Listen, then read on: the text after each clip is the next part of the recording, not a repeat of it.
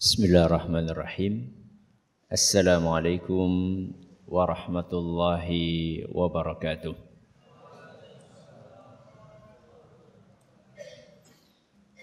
Alhamdulillahi wa kafa.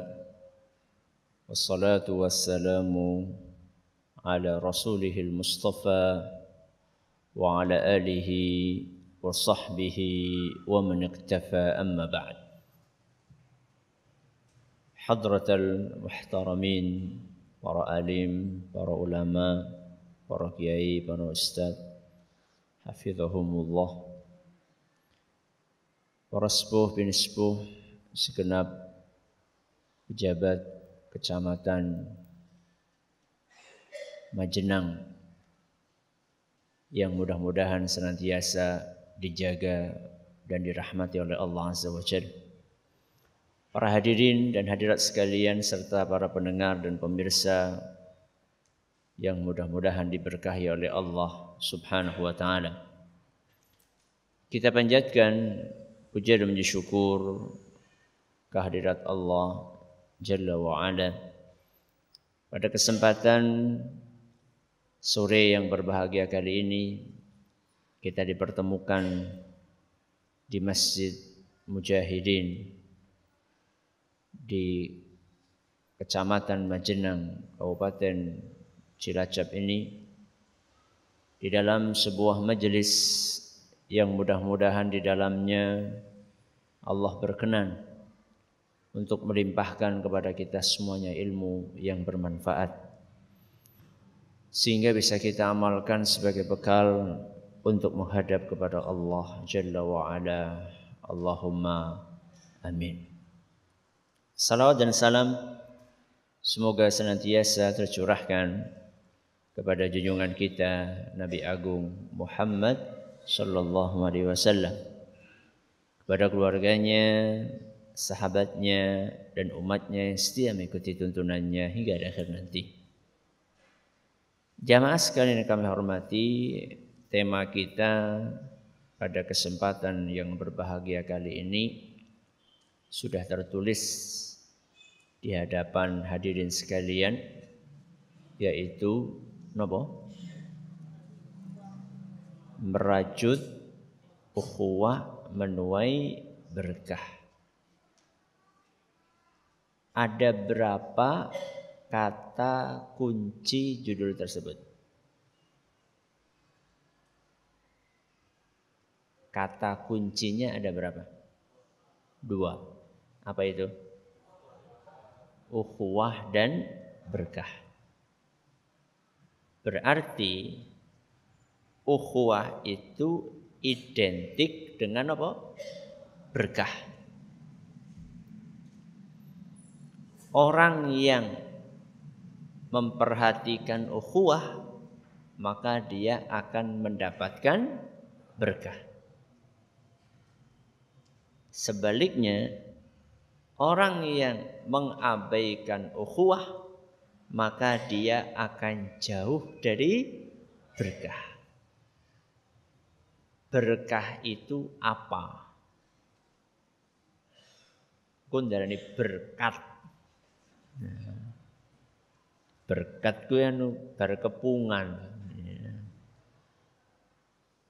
Apa itu berkah?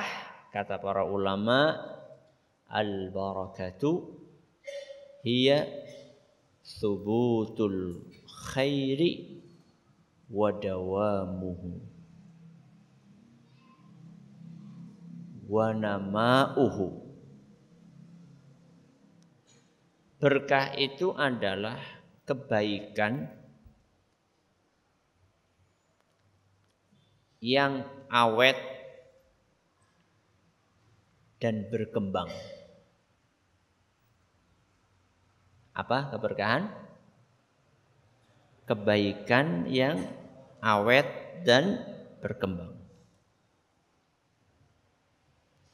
Jadi jangan salah kaprah menggunakan istilah berkah. Aku dinagi lagi berkah banget. Apa? Oli nomor berkah. Berkah kan kebaikan. Nomor kebaikan atau enggak? Judi. Judi masa kebaikan. Kemudian berkah adalah kebaikan yang awet dan berkembang. Berkembang itu tidak mesti berkembang fisiknya.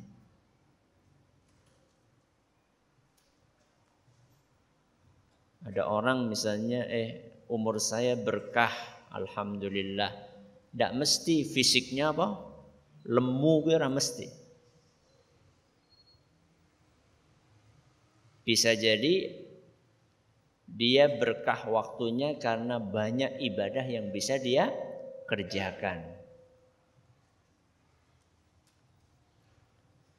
Makanya doa yang paling pas itu ketika mendoakan orang bukan mudah-mudahan panjang umur, tapi mudah-mudahan umurnya berkah.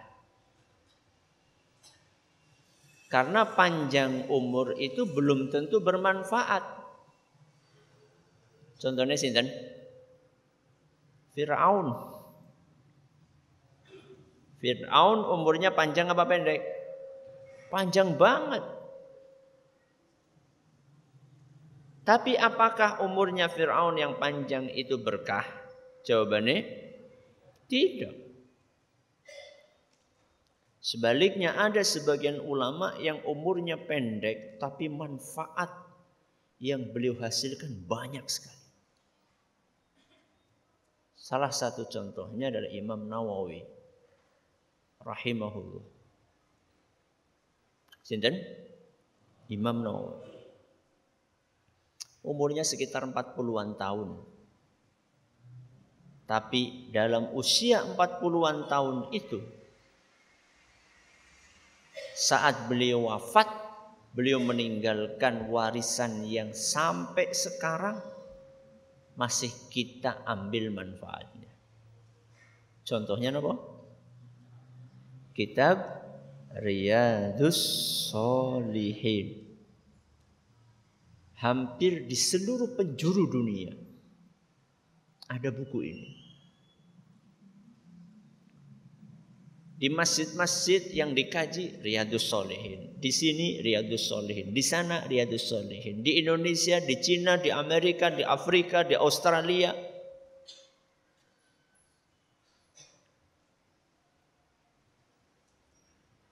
Itu padahal baru satu buku beliau. Masih banyak buku beliau yang lain. Beliau punya buku fikih judulnya Al-Majmu' Syarah Muhadzab. Tebalnya segini. Oke, meja, kutul meja gitu. Segini tebalnya. Jenengan sekarang usianya berapa? Buku yang sudah diterbitkan berapa? Aku ya rajin nulis, Ustaz. Saben dina nulis. Nulis WA. Masalahnya WA-ne jenengan nek dikumpulaken terus dicetak sing arep tuku sapa?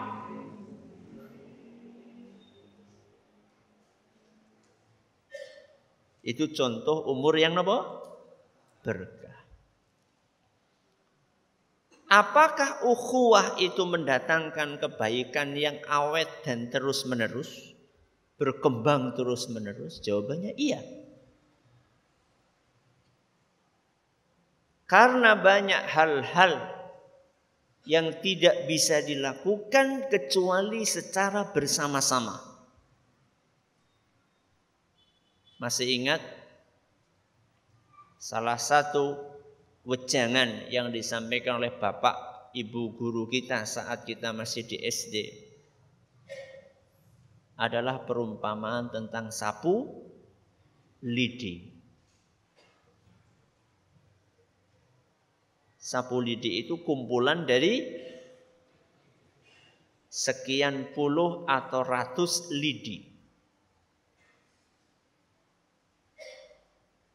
Lidi satu bisa untuk apa? Paling yang go selilit. Ya.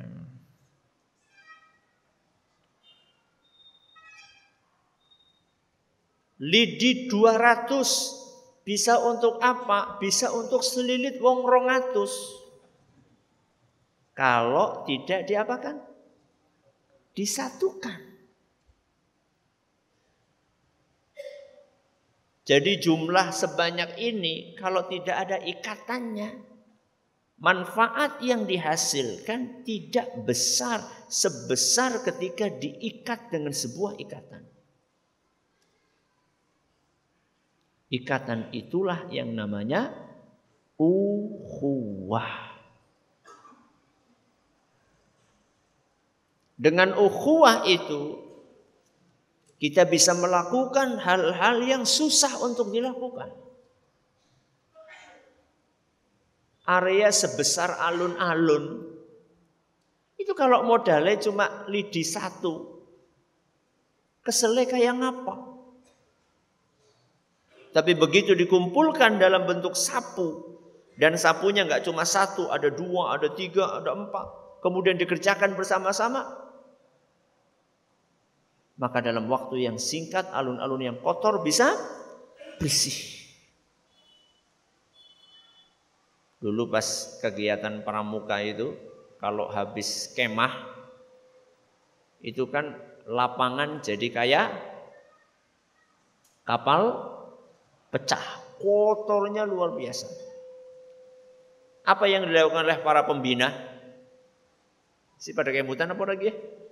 Apa yang dilakukan pembina? Baris. Anak-anak yang jumlahnya ratusan suruh baris. Bikin berapa baris? Bisa 2, bisa 3, bisa 4. Ayo baris. Sekarang semuanya ngelihat ke bawah. Lihat kemana? Bawah. Ambili sampah yang ada di hadapan kalian. Kloter pertama. Masih ada sisanya gak kira-kira? Masih. Jalan kloter kedua. Masih ada sisanya? Masih. Begitu sampai ke kloter yang kelima, goleti sampah angele pol.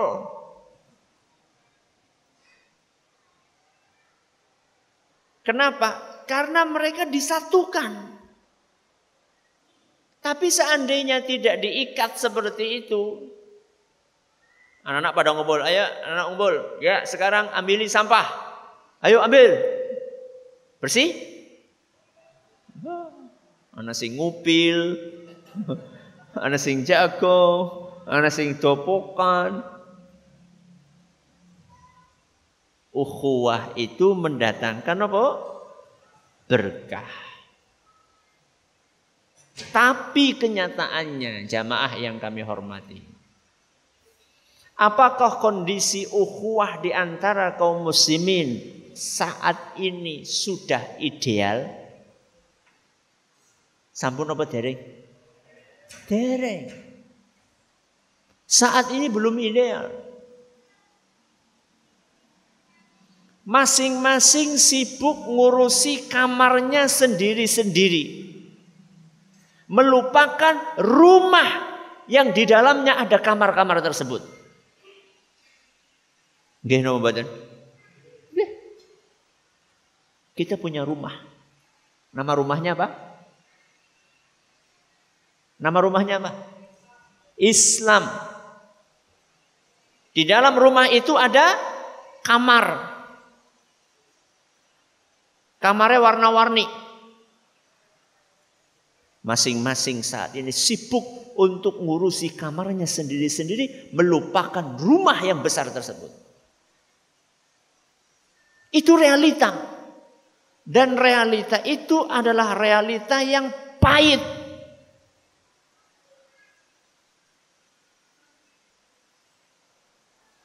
Kamare dewek bocor, dandani kamare tanggane bocor, some ya.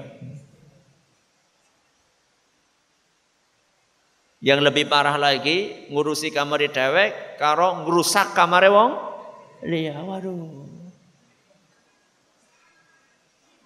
Yang lebih parah lagi, kamare dewek dirusak, kamare wong liya dirusak.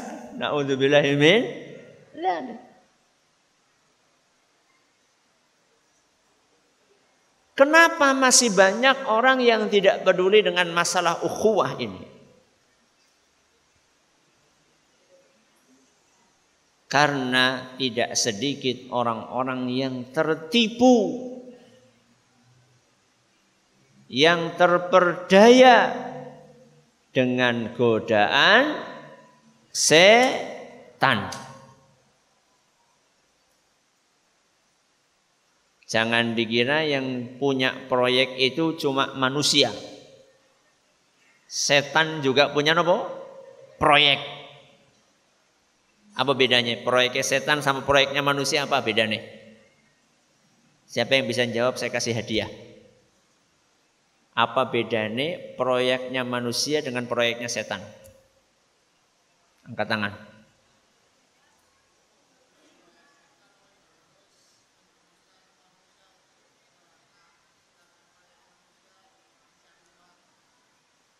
Proyeknya manusia mencari uang.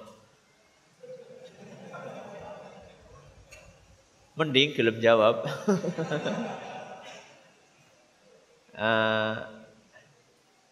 Ya, apa?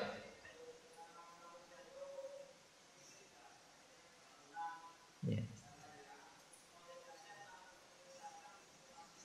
Masya Allah. Hampir.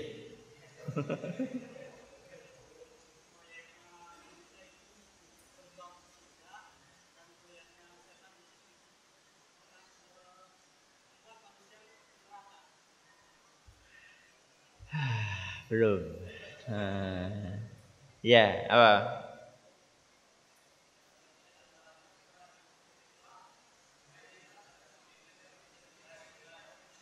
Diulangi.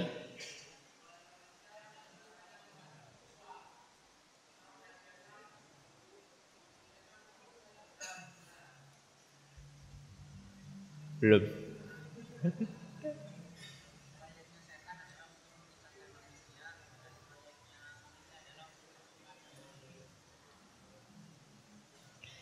Bedanya, ya.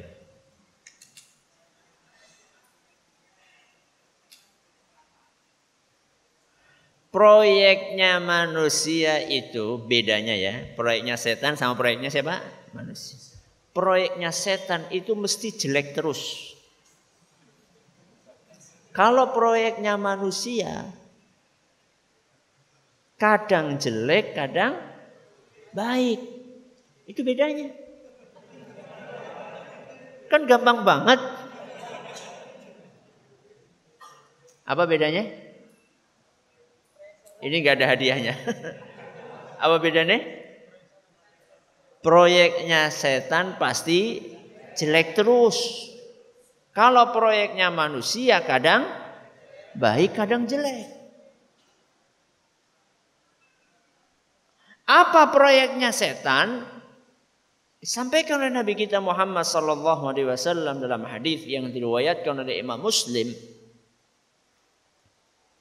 Kata Nabi sallallahu alaihi wasallam, "Inna syaitana qad ayisa an ya'budahul musalluna fi jaziratil Arab."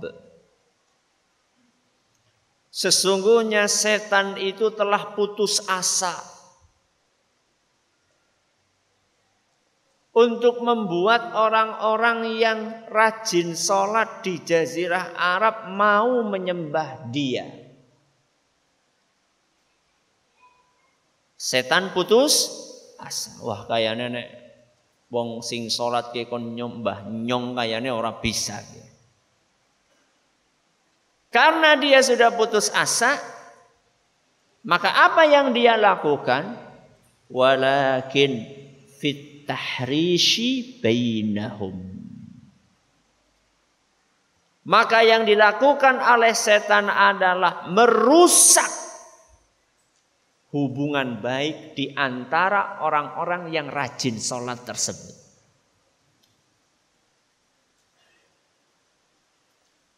Ada enggak di masjid pada sholat moh salam? Nek ketemu merengut. Wonten mboten? Enggak ada? Sing bener lho ora ana. Ada atau tidak? Ada. Salatnya bareng satu shaf. Begitu salam langsung merengut. Begitu keluar cepet-cepet metu ora gelem apa? Enggak mau papasan. Ketika disalami ora gelem jawab. Ini manusia-manusia tim sesnya setan.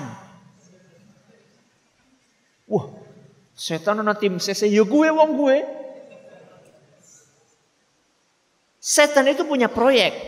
Proyeknya menimbulkan permusuhan, perpecahan. Kok kita ikut mensukseskan? Gue jenenge tim ses. Tim ses apa?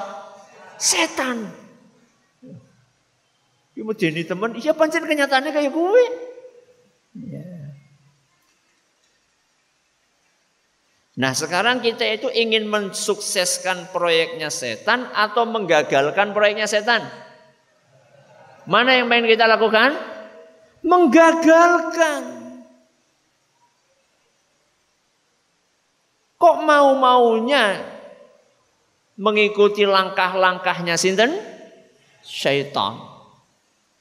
Padahal Allah Subhanahu wa taala sudah berpesan, wala tattabi'u khutuwatis syaitan. Jangan kalian ikuti langkah-langkahnya sinten? Setan. Bagaimana cara kita menggagalkan proyek setan? Caranya dengan nopo?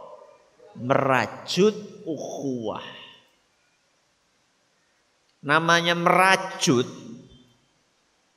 itu butuh proses atau instan. Butuh proses, namanya juga merajut.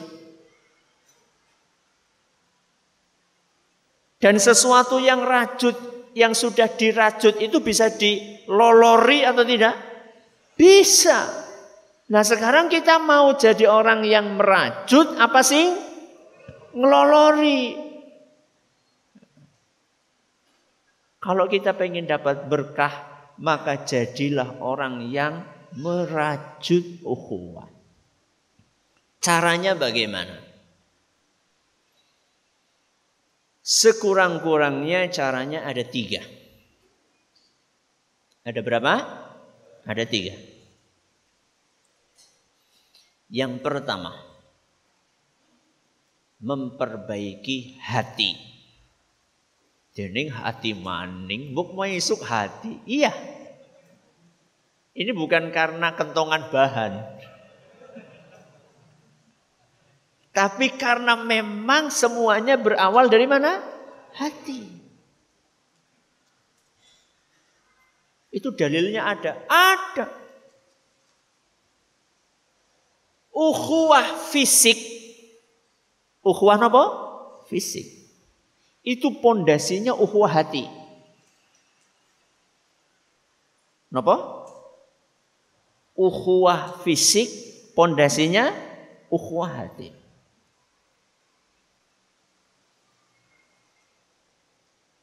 Siapa yang tahu bunyi ayat 103 surat Ali Imran? Saya kasih hadiah. Ya. Itu 104.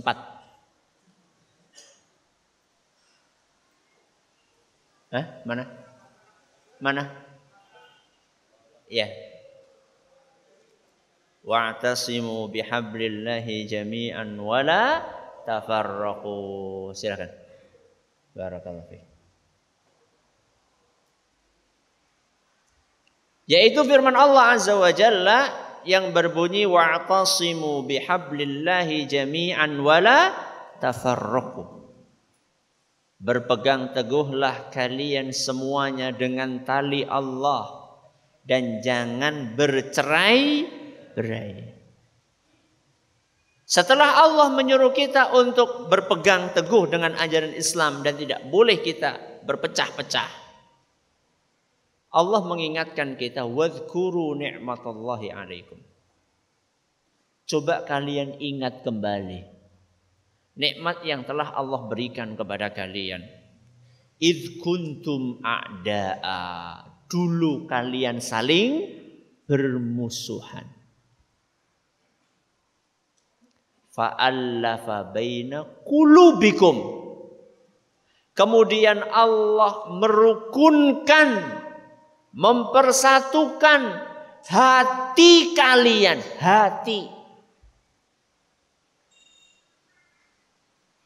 Kata Syekh Ibnu Utsaimin rahimahullah, di dalam ayat ini Allah tidak mengatakan fa'allafa bainakum, Allah menyatukan kalian, tapi Allah berfirman Allah menyatukan hati kalian. Kenapa kok yang ditonjolkan di sini hati? Karena hati itulah pondasi dari ukhuwah fisik.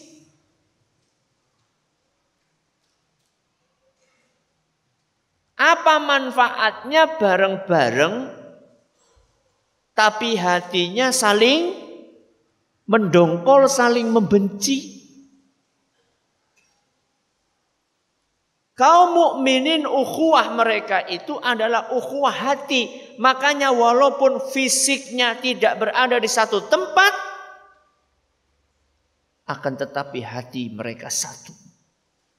Berapa jauh jarak antara kita dengan saudara-saudara kita yang ada di Palestina, yang ada di Uyghur, yang ada di Rohingya, yang ada di Suriah, yang ada di negara-negara lain yang kaum muslimin di sana ditindas. Berapa jauh jarak antara kita dengan mereka? Fisik kita jauh. Tapi begitu mereka ditindas, kita merasa sedih. Kita pengen bantu, bahkan kita bantu. Karena ada ikatan apa? Hati. Maka ketika kita ingin merajut ukhuwah, yang pertama adalah memperbaiki apa? Hati. Caranya bagaimana? Menumbuhkan perasaan cinta kepada sesama muslim.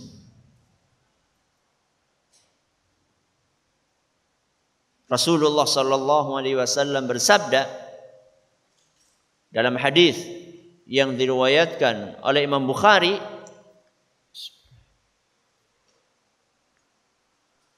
la yu'minu ahadukum, kalian tidak dianggap beriman hatta yuhibba li akhihi ma yuhibbu li nafsihi, sampai dia mencintai saudaranya seperti dia mencintai dirinya sendiri.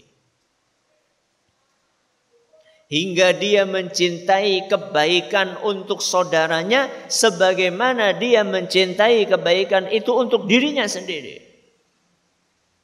Saya tanya, cinta itu tempatnya di mana? Di mana?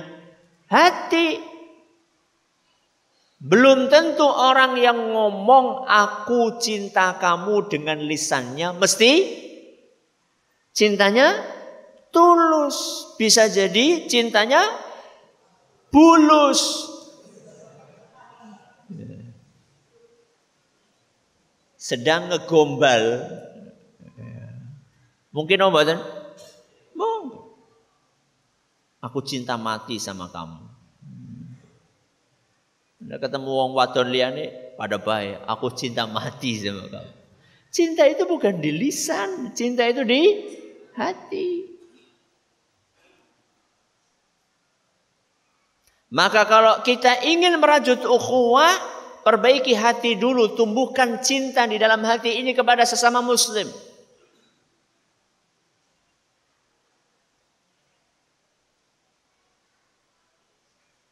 Selama kita belum mencintai sesama muslim, maka iman kita belum sempurna. Selama kita belum mencintai sesama muslim, maka iman kita belum sempurna. Walaupun sholat, walaupun puasa, walaupun haji ping kopang kaping, Selama kita belum mencintai sama muslim, iman kita belum sempurna. Apa dalilnya? Hadis riwayat Ahmad. Hadis riwayat Ahmad. Dan hadis ini dinilai sahih oleh Imam Al-Hakim dan juga Imam Az-Zahabi. Kata Nabi sallallahu alaihi wasallam, "Man a'ta lillah." Barang siapa memberi karena Allah. Satu. Wa mana'a lillah. Tidak memberi karena Allah. Dua. Wa ahabba lillah. Cinta karena Allah. Tiga. Wa abghadha lillah. Benci karena Allah. Empat. Wa angkaha lillah. Nikah karena Allah. Lima. Barang siapa punya 5 sifat dan karakter ini, faqad istakmala imanuhu. Saat itulah imannya sudah sempurna. Siapa yang bisa ngulangi? Gak usah lihat catatan. Urut 5. Ya.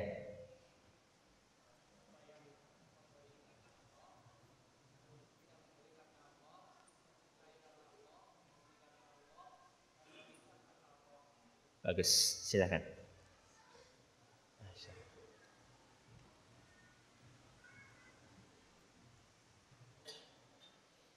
Yang perlu kita garis bawahi nanti adalah cinta karena Allah. Tapi saya akan jelaskan secara ringkas saja masing-masing. Barang siapa memberi karena Allah. Memberi karena Allah itu contohnya. Jenengan melihat ada orang sedang sekali butuh bantuan sekali dari jenengan. Kemudian kita ingat firman Allah Azza wa Jalla yang menyuruh kita untuk bersedekah. Maka kita beri dia sedekah karena apa? Allah. Itu berarti memberi karena Allah. Yang kedua apa tadi? Tidak memberi karena Allah. Loh, tidak memberi kok karena Allah? Contohnya apa? Contohnya anak jenengan minta duit. Minta apa? Duit. Minta duit. Buat apa nak? Buat beli vape. Buat beli apa? Vape. Dikasih? Dikasih? Iya. Oh, namanya vapean juga. Enggak dikasih. Karena apa? Karena Allah. Karena kita tahu ini vape merusak anak kita. Kita enggak kasih. Karena Allah.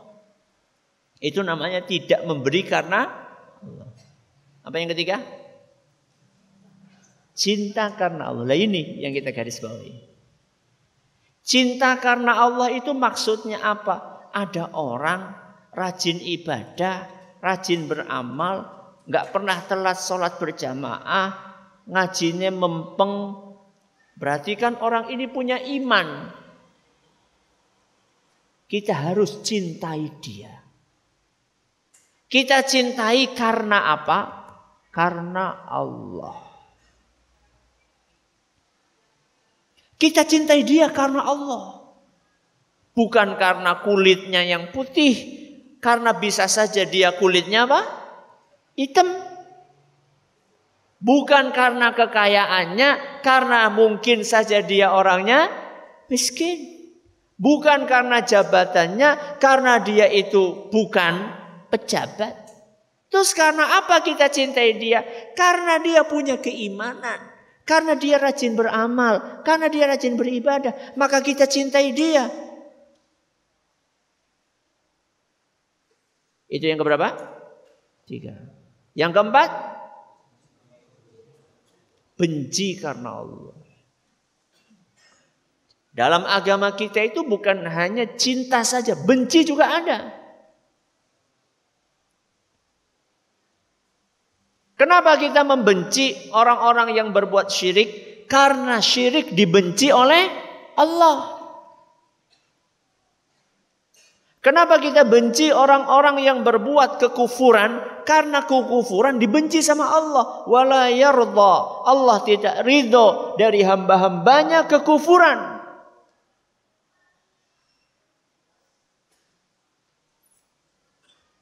Ini benci karena Allah. Apa yang kelima? Nikah karena Allah. Nikah karena Allah ya niatnya saya menikahi dia karena saya berharap dia ini bisa membantu saya untuk beribadah dengan baik kepada Allah. Karena dia solehah, karena dia soleh, karena dia orangnya baik. Itu nikah karena Allah. Jadi memperbaiki hati kita untuk merajut ukhuwah adalah dengan menumbuhkan perasaan cinta kita kepada Allah. Ada orang rajin ngaji, kita dukung. Bukan malah dihalangi. Cinta karena Allah itu ketika melihat ada orang lain beribadah, kita dukung. Wa ta'awanu 'alal birri wat taqwa. Tolong melolonglah dalam kebaikan dan ketakwaan, bukan malah sebaliknya. Wala ta'awanu 'alal itsmi wal 'udwan. Jangan kalian tolong menolong dalam perbuatan dosa dan permusuhan. Ukhuwah kita eratkan. Itu berawal dari hati yang bersih.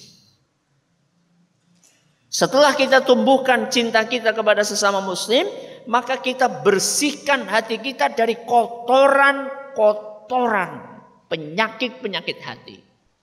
Apa contohnya? Hasad. Apa contohnya? Iri, dengki. Salah satu yang menyebabkan kamar-kamar ini tidak bisa bersatu, salah satunya, bukan satu-satunya. Kadang-kadang karena masih ada kotoran dan penyakit di dalam hati kita. Ada perasaan iri di dalam hati kita. Ada perasaan hasad di dalam hati kita. Melihat saudara kita maju dalam kebaikan, kita iri, dengki. Enggak boleh, kita harusnya senang. Masa saudara kita rajin berjamaah terus kita jadi apa? Iri, tersebar kayak paku bae nang dalane. Gimana sih? Kalau jenengan belum bisa melakukan seperti itu, minimal tidak nopo menghalangi dan mengganggu orang dari jalan kebaikan. Itu minimal. Syukur-syukur bisa nopo ikut.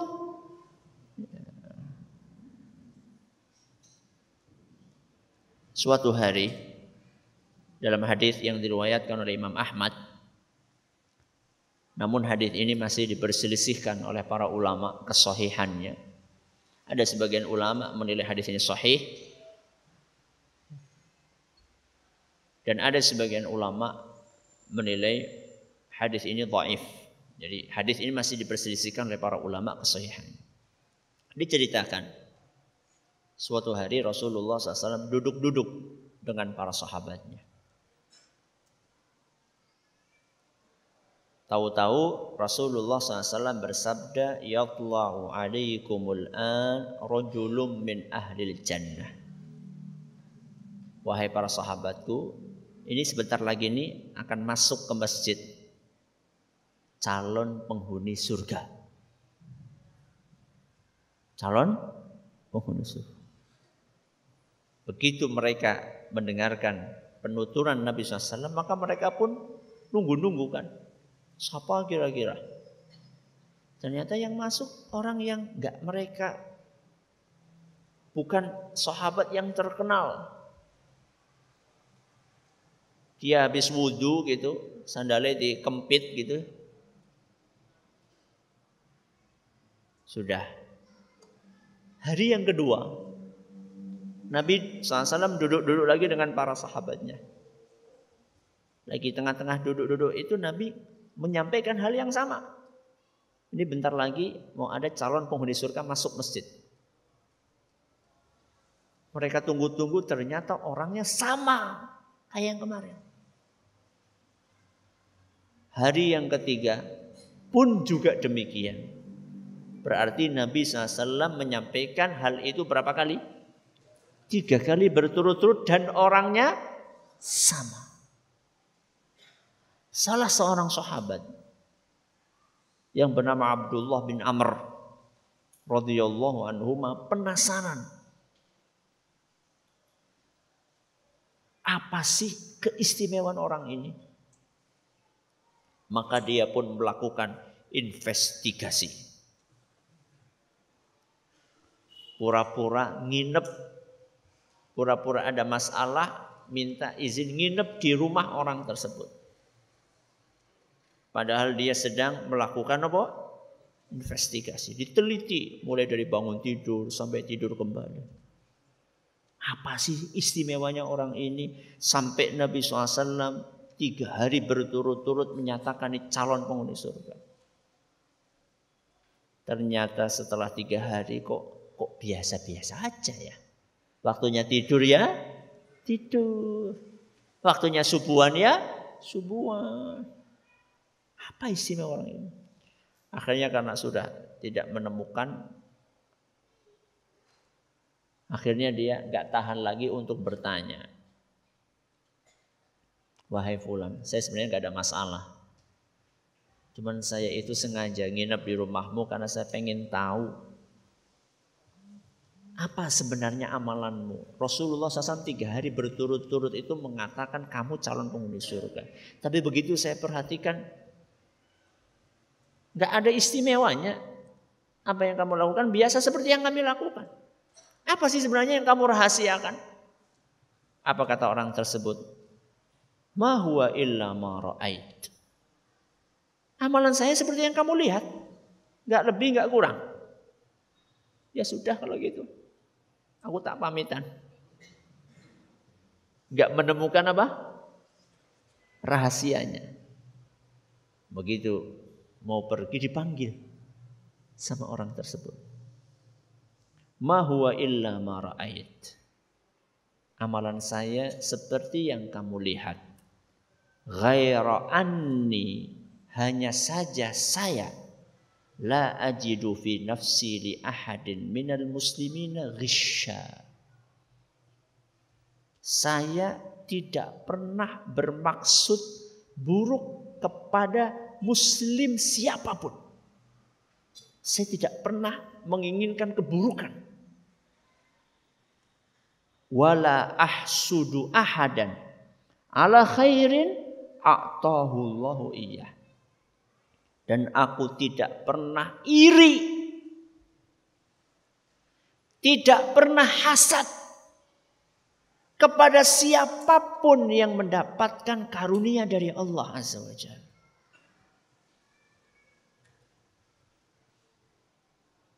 Tanggane oli arisan, ora iri. Tanggane tuku mobil maning, ora iri. Tanggane bojo maning, ora iri, enggak iri. Tanggane bikin pengajian sukses, enggak iri. Seneng. Saya tidak pernah iri, kata sahabat tersebut, kepada siapapun yang mendapatkan karunia dari Allah. Begitu mendengar jawaban dari sahabat itu, apa komentarnya Abdullah bin Amr? Hadhihi allati balagat bik. Ini rahasianya. Sampai kamu mendapatkan janji surga 3 hari berturut-turut. Wahyallati la nutiqa. Dan ini yang berat untuk saya praktekkan. Jadi ngeresiki hati gue gampang apa angel? Angel. Karepe ora iri, tapi apa? Irian bae. Padahal ya wong Cilacap kudu wong irian. Irian itu enggak terkait dengan apa? Wilayah tempat tinggal. Itu terkait dengan hati, urusan hati. Caranya bagaimana Ustaz membersihkan penyakit iri? Dengerin pengajian saya yang judulnya Min Syarri Hasidin Idza Hasad. Surat apa gue? Surat apa? Al-Falaq. Ayat terakhir. Al-Falaq ya? Betul? Al-Falaq apa Nas? Al-Falaq. Ayat terakhir. Cari di YouTube. Di situ saya menjelaskan hasad artinya apa, kemudian cara mengobati penyakit hasad. Sudah. Ini adalah langkah pertama untuk merajut ukhuwah. Apa tadi? Membersihkan hati. Awali dengan membersihkan hati. Tumbuhkan perasaan cinta kita kepada sesama muslim. Apapun warnanya. Karena dia muslim.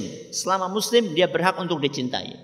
Walaupun level kecintaan kita kepada si A dengan si B bisa berbeda-beda levelnya.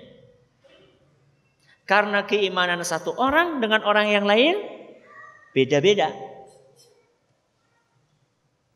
Kecintaan kita kepada Rasulullah SAW levelnya tidak sama dengan kecintaan kita kepada teman kita. Kenapa? Kenapa? Karena level imannya beda. Kalau Rasulullah SAW imannya sempurna. Makanya cinta kita kepada Rasulullah SAW juga sempurna. Teman kita ya kayak gue lah. Ya sholat ya iya, ngerasani ya iya. Berarti cinta kita kepada dia itu sesuai dengan kadar keimanannya. Tapi setiap muslim layak untuk dicintai. Layak untuk dicintai. Cuman cinta kita kepada satu muslim dengan muslim yang lainnya bisa berbeda-beda tergantung tingkat keimanannya. Ini yang pertama. Yang kedua.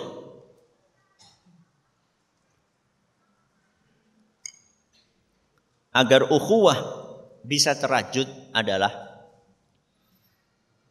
dengan menunaikan hak sesama muslim.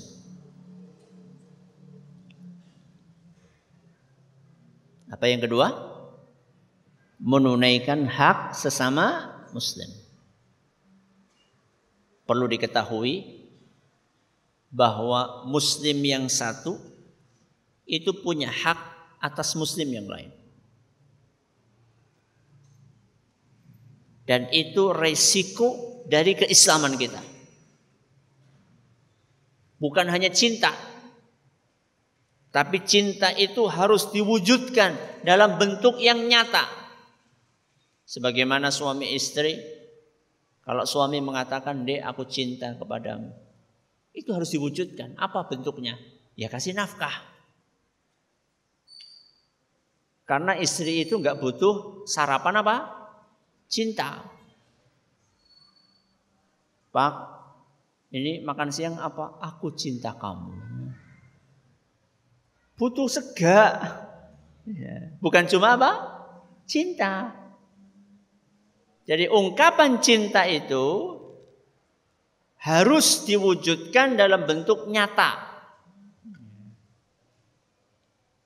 Bentuk nyatanya adalah menunaikan hak. Apa saja hak muslim? Rasulullah sallallahu alaihi wasallam sebutkan dalam hadis yang diriwayatkan oleh Imam Muslim. Beliau sallallahu alaihi wasallam bersabda, "Haqqul muslimi 'alal muslimi sittun." Hak sesama muslim ada 6. Nah, oke, siap-siap dihafalkan. Maka para sahabat bertanya, "Qila ma hunna ya Rasulullah?" Maka ada yang bertanya, "Wahai Rasul, 6 itu apa?" Beliau menjawab, yang pertama, Wa idza laqitahu fasallim alaih. Yang pertama salam.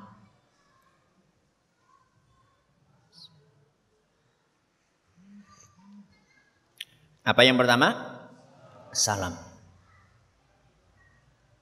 Yang kedua, wa idza da'aka fa'ajibhu. Penuhi undangan. Apa? Penuhi undangan. Yang ketiga, wa idza stansahaka fansah lahu. Beri nasihat. Beri nasihat. Yang keempat, wa idza atasa fahamidallaha fasammithu. Doakan ketika bersin. Kalau dia mengucapkan alhamdulillah. Doakan ketika bersin.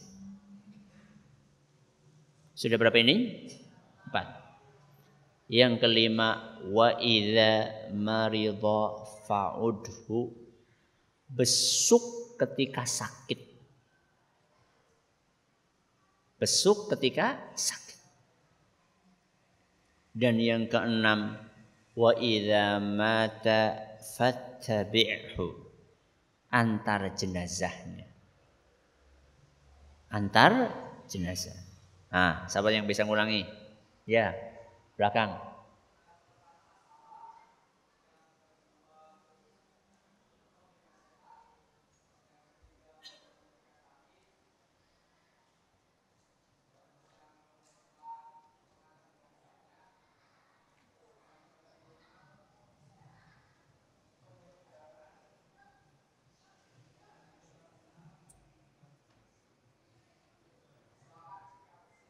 Masya Allah, silahkan.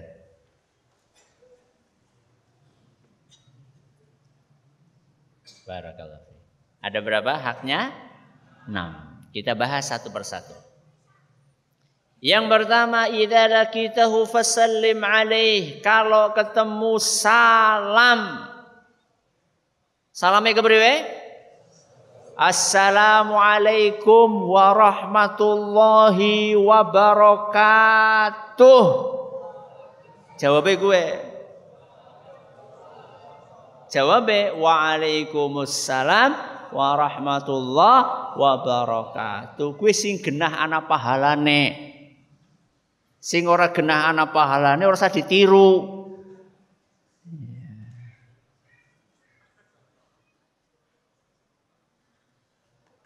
Nabi SAW pernah mengatakan ada orang dengar sahabat mengatakan assalamualaikum asyarah.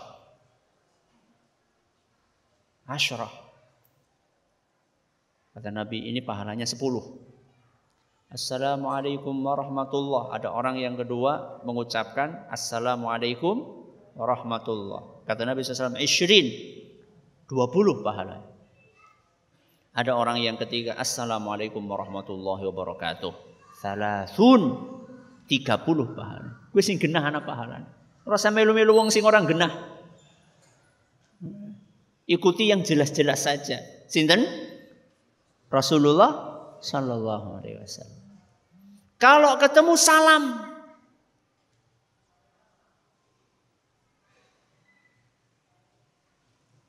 Selama dia muslim, salam. Kalau enggak kenal, pribun? Salam. Kata Nabi SAW, tusallim ala man ta'rif wa man lam ta'rif. Salamlah kepada yang kamu kenal dan yang tidak kamu kenal. Oh, di zaman ini sing kenal be ora salam apa maning sing ora kenal. Bro, priyo kabare bro? Bro. Salam. Orang Yahudi itu iri banget sama umat Islam dengan apa? Salam. Kok kita minder? Kepriwe sih? Orang luar Islam itu iri dengan salamnya kita. Salam kita itu dahsyat loh. Assalamualaikum warahmatullahi wabarakatuh. Mudah-mudahan kamu selamat, mudah-mudahan kamu berkah, mudah-mudahan kamu dapat rahmat dari Allah. Itu kan luar biasa doanya. Selamat, rahmat, berkah. Gak usah diganti good morning. Ya. Selamat pagi, berarti awalnya orang selamat. Ya. Assalamualaikum warahmatullahi wabarakatuh. Semua waktu bisa. Urusan datakan ngapali good morning, good afternoon, good apa maning sijine? Good night. Ya. Siang apa siang?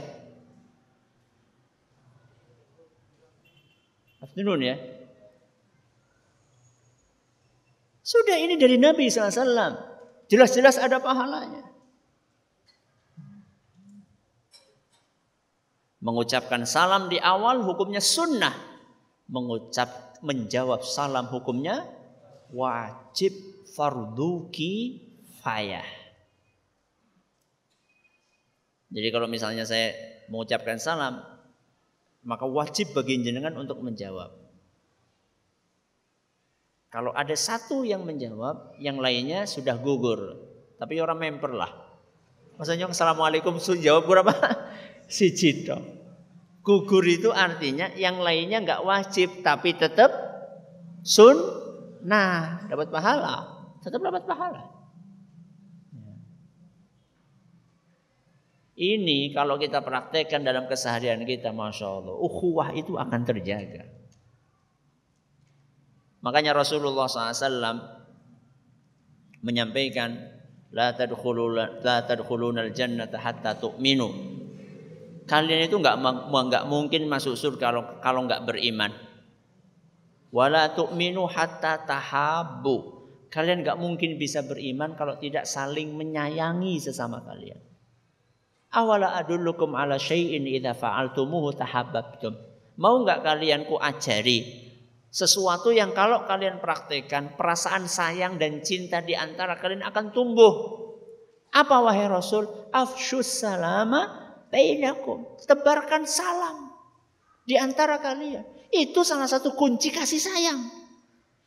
Cinta yang tadi kita sebutkan di awal itu, yang harus kita wujudkan dalam hati kita kepada sang muslim, menumbuhkannya salah satunya dengan apa? Salam. Dulu sebagian sahabat pergi ke pasar bukan untuk belanja. Kurapa? Arab salam.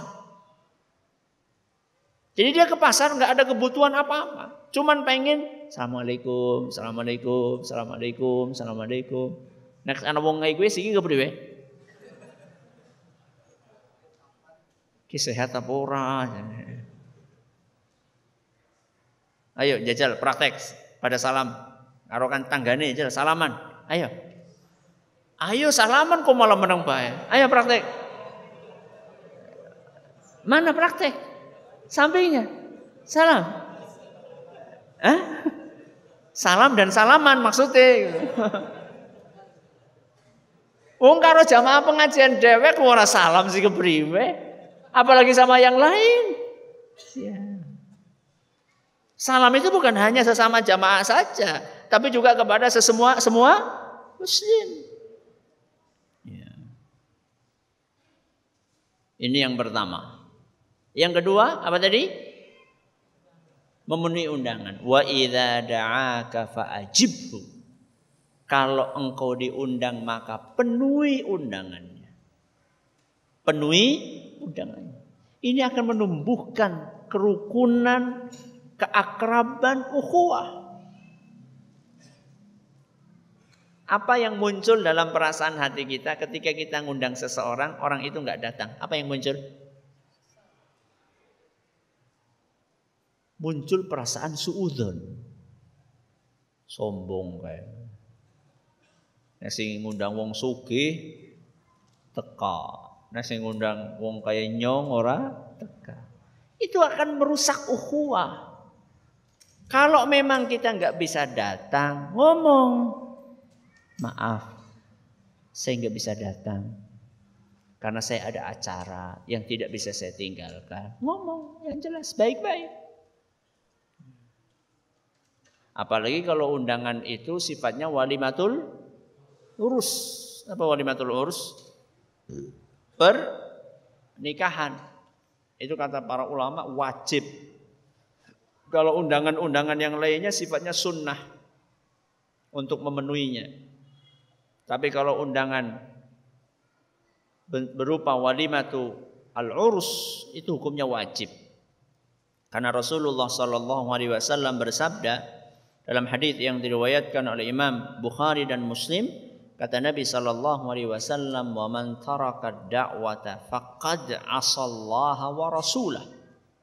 Barang siapa tidak memenuhi undangan, maksudnya undangan walimatul urus, maka dia telah berbuat maksiat kepada Allah dan Rasul-Nya. Berbuat maksiat kepada Allah dan Rasul-Nya. Berarti itu adalah sebuah kewajiban. Kecuali kalau kita tahu di situ banyak hal-hal yang tidak baik. Undangan, hiburan, goyang, apa, ya. Goyang obeng, ya. Yang gak usah datang. Karena di situ ada maksiat. Kalau jenengan mau menasehati, datangnya pra acara atau pasca acara. Ini yang keberapa ini? Yang kedua. Yang ketiga, wa idastan sahaka fansahlahu. Kasih nasihat. Kasih apa? Nasihat. Karena muslim itu bukan malaikat. Kalau malaikat itu enggak pernah berbuat apa? Dosa dan kesalahan. Muslim itu manusia. Fungsinya kita bersaudara salah satunya nasihat. Ketika kita melihat kamar tetangga kotor, kamar saudara kita kotor, kalau bisa kita bantu membersihkan. Minta izin, nun sewu, ini kamarnya kotor, saya bersihkan ya. Seharusnya yang punya kamar ketika ada temannya menawarkan bantuan membersihkan, seharusnya apa? Matur nuwun. Kok malah kesuh? Si kepriwe? Malah jor-jor, ora apa-apa kotor, sing penting omahku. Sing penting kamarku. Jangan kayak gitu. Gak ada yang sempurna. Kita manusia biasa gak ada yang sempurna. Masing-masing dari kita punya kekurangan. Fungsinya kita punya saudara. Itu adalah supaya ketika kita punya kekurangan, kita ada yang menasehati.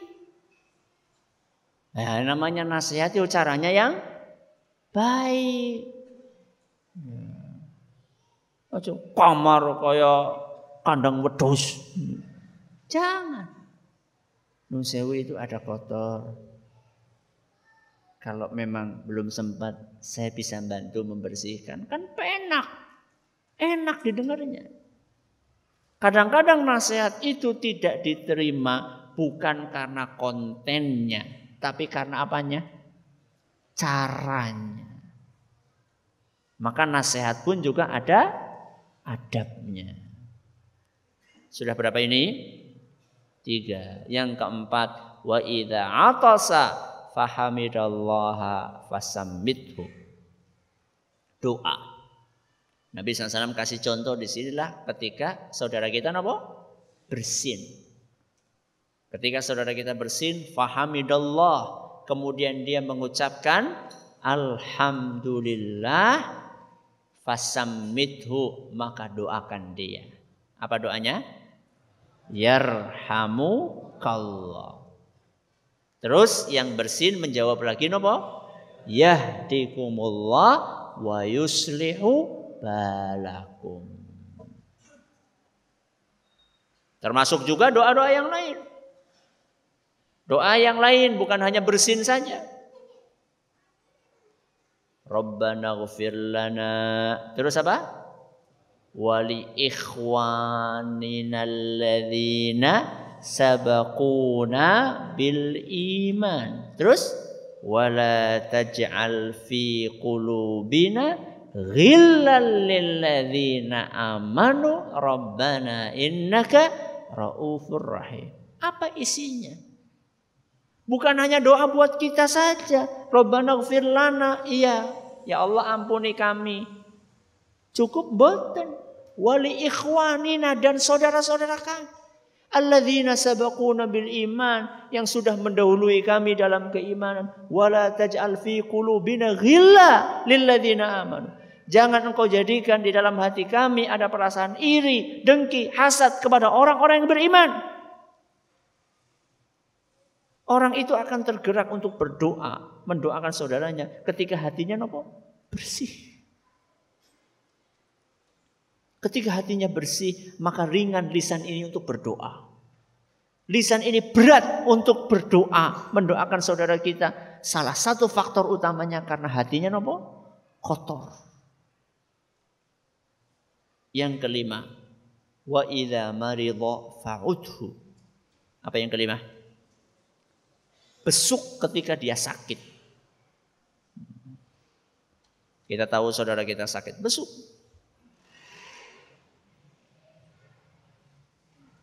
Tanggane larat ini ora besuk, aku ora duwe duit e. Sing penting kowe kudu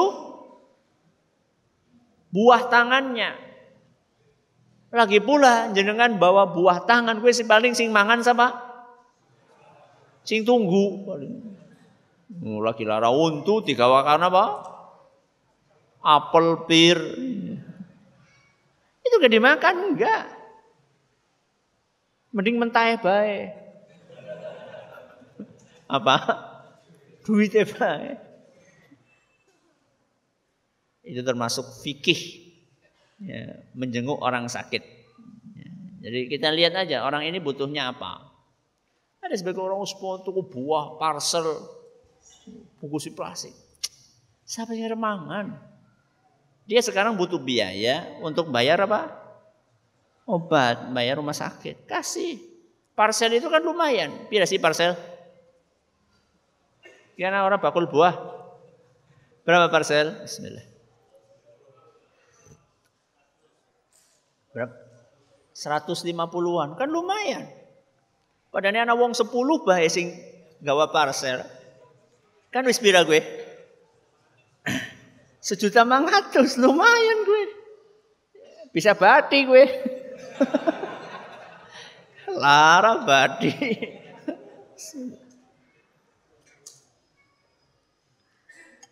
Kemudian gak usah lama-lama. Jenguk itu gak usah lama-lama. Karena orang sakit itu butuh bisa, gak usah lama-lama.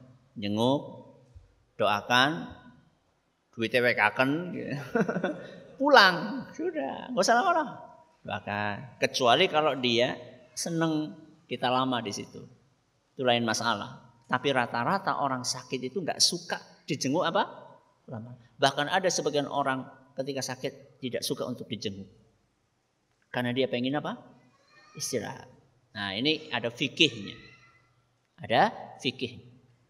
Saya pernah jelaskan itu dalam kajian akhlak. Ya, ini 6 poin ini pernah saya bahas, per poin itu bisa 2 pengajian, 3 pengajian, lupa saya. Masing-masing ini bisa dibikin beberapa pengajian. Cari aja di YouTube tentang hak sesama muslim. Ya. Terus yang keenam apa? Wa idza mata fattabi'hu. Mengantarkan jenazah. Ini salah satu kebaikan kita kepada saudara kita. Kita sholati, kita rawat jenazahnya, kita antarkan. Itu kalau betul-betul kita itu sayang sama saudara kita, maka ini salah satu momen terakhir kita. Mumpung dia masih berada di muka bumi, di atas tanah. Ini momen terakhir kita. Apalagi seandainya dia itu orang tua kita. Saya heran sebagian orang. Orang tuanya meninggal dunia, sibuk ngurusi kia, ngurusi kae, malah orang Nyolati ku aneh bin ajaib. Itu kesempatan terakhir jenengan, mumpung orang tua jenengan itu masih berada, belum masuk ke liang kubur, itu kesempatan jenengan untuk menunjukkan baktinya, memandikan, mengkafani, menyolati, ya, mengantarkan kemana? Ke kuburan. Itu kesempatan. Jangan itu diserahkan kepada orang lain. Wis aku terima dadine baik. Jangan, kesempatan. Ya. Ada berapa ini? 6. Tunaikan ini dengan izin Allah Azza wa Jalla, ukhuwah akan terjaga. Jenengan itu kadang-kadang tidak menyadari ya. Saat kita dapat musibah, ada orang tua kita meninggal. Kemudian orang kan pada berbondong-bondong untuk apa? Takziah. Itu walaupun yang datang itu banyak, itu tetap teringat. Oh si Anu, pas bapakku wafat dia datang. Itu teringat terus. Walaupun yang datang apa? Banyak. Itu akan mengeratkan ukhuwah di antara kita. Ini yang kedua. Apa yang pertama tadi? Memperbaiki hati. Yang kedua? Menunaikan hak sesama muslim. Yang ketiga, yang terakhir, semangat menjalankan ibadah yang menumbuhkan ukhuwah. Apa yang ketiga? Semangat menjalankan ibadah yang menumbuhkan ukhuwah. Istimewanya Islam, banyak ibadah-ibadah yang disyariatkan, salah satu hikmahnya untuk mempererat ukhuwah. Dan itu ada yang sifatnya insidentil setahun sekali, ada yang sifatnya insidentil seminggu sekali, ada yang sifatnya sehari 5 kali. Apa gue? Sholat berjamaah. Yang setahun sekali, setahun 2 kali apa? Idul Fitri sama Idul Adha. Itu momen kebersamaan. Jadi kalau bisa kita satukan di tempat yang luas, makanya disunnahkan sholat Id di mana? Lapangan, supaya ngumpul semua. Lagi musola gawe sholat Id, musola kowe nggo Jumatan be ora oleh, malah nggo gawe apa? Idul Fitri nang musola iki kepriwe? Di sampingnya lapangan, ada orang sholat berjamaah Id di lapangan. Si kepriwe pola pikir iki lho. Ini momen setahun cuma 2 kali. Kapan lagi kumpul bareng-bareng? Kamar-kamarnya sudah nanti. Sekarang kita kumpul satu rumah. Ayo bareng-bareng di lapangan. Ini yang sifatnya apa? Tahunan. Ada yang sifatnya mingguan. Nopo? Sholat Jumat. Makanya ada istilah masjid jami'. Jami' niku yang biasa nggo Jumatan. Ayo pikir. Usahakan masjid jami' itu tidak bikin Jumatan kalau masjid yang sudah ada belum nopo? Belum penuh buat Jumatan. Penuhi dulu yang ada. Kalau sudah meludak, silakan bikin Jumatan yang lain. Supaya kita bersatu. Gak cukup hanya yang pekanan, ada yang harian. Sehari berapa kali? 5 kali. Sholat fardu berjamaah di masjid. Dalilnya apa niku? Surat Al-Baqarah ayat 43. Surat Al-Baqarah ayat 43. Wa aqimus sholata. Apa artinya? Tunaikan sholat. Wa atuz zakata. Bayarkan zakat. Warka'u ma'ar raki'in. Rukuklah bersama-sama dengan orang-orang yang ruku. Ruku bersama-sama gue ngendi? Nang omah. Gue jenenge ruku dewek-dewek. Warka'u ma'ar raki'in. Rukuklah bersama-sama bareng-bareng dengan orang-orang yang ruku. Ya nang masjid. Makanya masjid wilayah yang masjidnya itu rame. Rame gue udah pada ngorong-ngorong. Rame gue maksudnya apa? Makmur jamaahnya. Itu biasanya masyarakatnya guyub. Biasanya masyarakatnya guyub. Masjid yang sepi, yang jamaahnya kesebelasan. Kesebelasan. Imam karo muadzin tok. Itu biasanya masyarakatnya tidak guyub. Karena salah satu hikmah adanya sholat berjamaah adalah untuk mengeratkan ukhuwah. Jadi ngerti, oh Pak Anu ini orang anak. Nabi SAW itu kalau habis sholat, beliau nyari si fulan kemana, kok nggak ada. Kalau kita melihat, loh biasanya Pak Anu nggak ada, kemana ya? Ada yang tahu? Oh sakit ya, ayo kita jenguk. Itu kan manfaatnya, salah satunya. Maka ayo semangat berjamaah. Aku pengen sholat nang omah gue sholat sunai. Tahajudnya silakan di rumah, duhane silakan di rumah, qobliyah ba'diyah silakan di rumah. Bapak-bapak, ayo ke masjid untuk mengeratkan apa? Kita bikin subuhan kayak Jumatan. Mungkin? Insyaallah. Nang endi? Ya ada masjidnya dewek-dewek. Ayo kita ramaikan.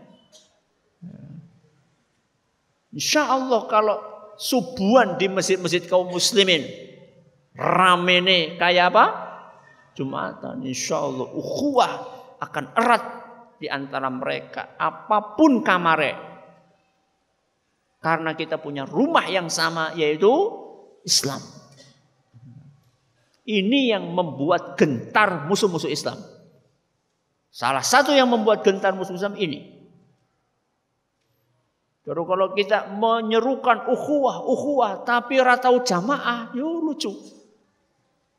Dari softnya saja itu, dari softnya. Sawu sufufakum. La takhtalifu fatakhtalifa qulubukum. Ayo softnya yang rapat, yang lurus, jangan bengkak-bengkok. Kalau kalian bengkak-bengkok, nanti hati kalian bengkak-bengkok. Alias ukhuwah kalian tidak akan rapat kalau soft kalian tidak rapat. Ya, merapatkan, udu itek-itekan. Yang ngajarin itek-itekan siapa? Enggak, merapatkan. Dirapatkan, diluruskan. Itu kalau orang susah merapatkan soft, itu biasanya ada sesuatu di dalam hatinya. Bawa sejadah gede nembe bali haji. Bali haji kan nengana sejadah kan gede-gede. Pasang prok. Ayo Mas softnya dirapatkan. Ki sejarah aku jadi itek. Nyung najis apa orang itek sejadah? Ada sesuatu dalam hati. Dirapatkan itu bukan injak-injakan. Enggak, dirapatkan. Dari pundak dulu dirapatkan. Baru kemudian kakinya. Kan lurus. Nabi SAW mengatakan, ala tasufuna kama tasuful malaikah. Wahai para sahabatku, kenapa kalian tidak membuat soft seperti malaikat membuat soft? Kita itu disuruh nyontoh softnya siapa? Malaikat. Makanya dalam Al-Quran Allah bersumpah dengan softnya malaikat. Nopo? Wassofati soffa. Demi malaikat yang bersof-sof. Barisannya rapet, rapi. Itu awal dari persatuan kaum muslimin. Apalagi Ustaz? Selain sholat berjamaah, makan berjamaah. Wah, gue anyar gue Ustaz. Iya, anyar urung ngerti wingi. Makan apa? Berjamaah. Nabi SAW menyampaikan dalam hadis riwayat Abu Dawud. Dan hadis ini dinyatakan sahih oleh Imam Ibnu Hibban. Sebagian sahabat Nabi datang menemui Rasulullah SAW. Ya Rasulullah, inna na'kulu wa la nashba'. Wahai Rasul, kami ini kalau makan kok nggak kenyang. Kami ini kalau makan kok nggak kenyang. Yo, siapa sing madang ora wareg-wareg? Dengerin. Apa jawaban Nabi? Fala'allakum taftariqun. Jangan-jangan kalian makannya sendiri-sendiri ya? Qalu na'am. Apa na'am? Iya. Iya wahai Rasul, kami makannya sendiri-sendiri. Maka apa kata Nabi? Fajtami'u ala ta'amikum. Makanlah bersama-sama. Wadhkuru smallahi alaih. Jangan lupa baca bismillah. Yubarak lakum fihi. Allah akan berkahi kalian di makanan itu. Kalau nggak percaya, bukti nyata. Anak-anak mbah kita dahulu jumlahnya dengan anak-anak kita sekarang banyak mana? Dulu apa sekarang? Dulu. Minimal pira? 12. 7. Gue minimal gue. Banyak yang berapa? 15, ada yang 20. Bibitnya siji gue. Aja langsung mikir bukan bibitnya akeh, siji bibitnya. Kalau kita sekarang pira? Siji, loro, papat kewis akeh. Padahal saya tanya, ekonomi mbah kita dulu dengan ekonomi kita sekarang. Duite akeh sapa? Banyak siapa? Kita. Lihat ekonominya sekarang kita. Sekarang saya tanya jujur.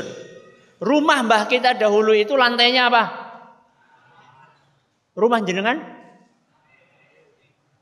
Wis jarang mester, keramik rata-rata. Malah sudah banyak yang granit. Malah sudah banyak yang marmer. Rumah. Kendaraannya mbah kita dulu apa? Ontel. Kendaraan jenengan? Minimal motor. Satu rumah motornya bisa 4.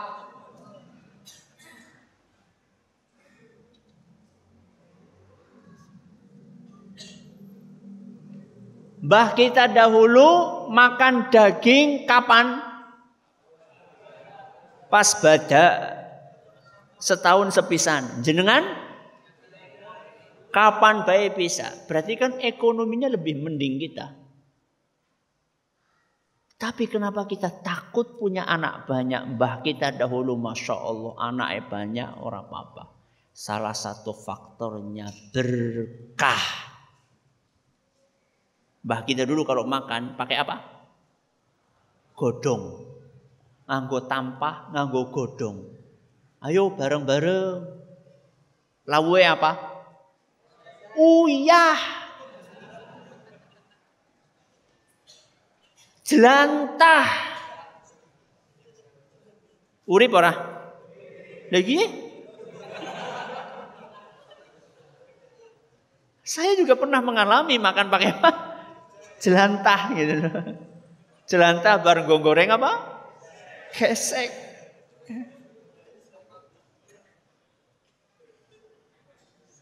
Berkah, makan bareng-bareng itu berkah. Mulainya kepriye sudah, mulai dari dalam rumah sendiri, suami istri sepiring berdua. Kayak pengantin anyar, wudu pengantin anyar ke sunnah Nabi SAW. Ya kalau nggak tiap hari ya paling tidak seminggu sekali kita mulai. Ya. Ini salah satu cara untuk apa? Mengeratkan ukhuwah. Baik, ada berapa tadi kita sampaikan? 3. Apa yang pertama? Memperbaiki hati. Yang kedua? Menunaikan hak sesama muslim. Yang ketiga? Semangat menunaikan ibadah yang menumbuhkan ukhuwah. Wallahu a'lamu bissawab. Masih banyak bukunya ini. Buat apa nih? Tadi yang paling jauh kan sudah ya.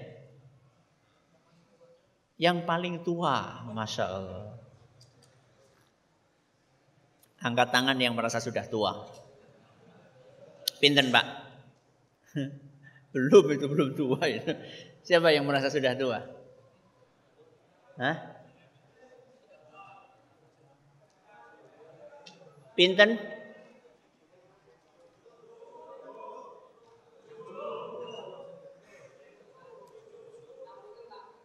$70. Ada yang lebih tua dari 70? 72. Nah, ini pemecah rekor. Jenengan yang 70 juga dapat. Apa maning ya? Yang paling kecil.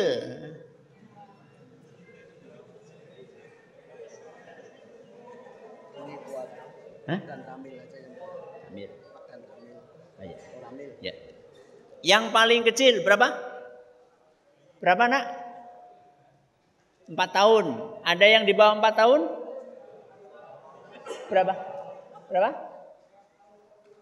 3 tahun 8 bulan yo, kalah. Pemaning ya. Yang istrinya 2. Angkat tangan. Enggak berani. Enggak ada? Enggak ada yang ngaku. Yang sah 1. Ya. Yang anaknya paling banyak, angkat tangan. 4. Di atasnya 4. Di atasnya 4. 6, Masya Allah. Di atasnya 6. 10. Allahu Akbar.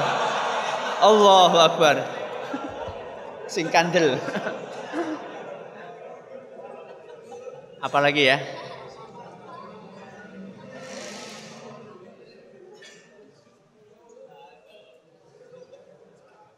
Apa? Ini buat Pak Dan Ramil, ya. Ini yang buat makili Pak Dan Ramil. Ya, beliau mana? Ini ya.